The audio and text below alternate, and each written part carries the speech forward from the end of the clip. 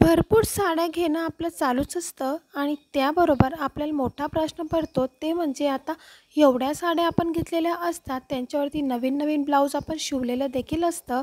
तर जेव्हा आपण नवीन साडी घेतो तर त्यावरती आपल्याला स्लीव्ज देखील डिझाईनची शिवायची असते.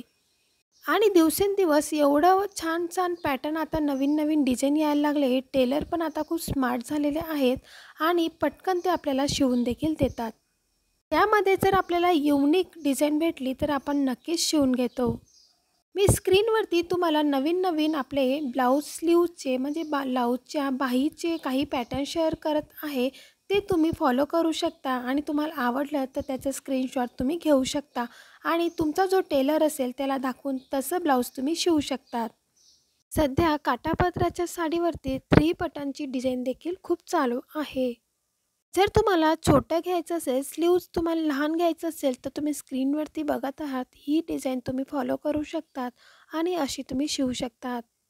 आपला लूक अतिशय छान आणि सॉफ्टनेस दिसण्यासाठी तुम्ही अशा पद्धतीचं ब्लाऊज शिवू शकता. ते एकदम छान आणि खुलूक त्यामध्ये तुम्ही नाजूक देखील दिसतात.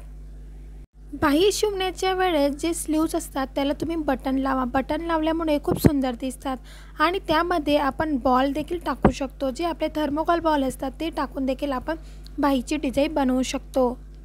पफ डिझाईन शिवण्याचा स्लीव्ज शिवण्याचा एक फायदा असतो, जर आपले दंड मोठे असतील तर ते एवढे दिसत नाहीत आणि आपण जे खांद्याजवळ असतं त्याला पफ देऊ शकतो. जर तुम्हाला शॉर्ट बाही आवडत असेल, स्लीव्ज आवडत असेल तर तुम्ही अशा पद्धतीची लेस लावा. ज्या लेसला लटकन असतील अशी तुम्ही शिवू शकतात. आता ब्लाऊजला क्रॉस लेस लावायची पद्धत आलेली आहे. तुम्ही स्क्रीनवरती बघू शकता.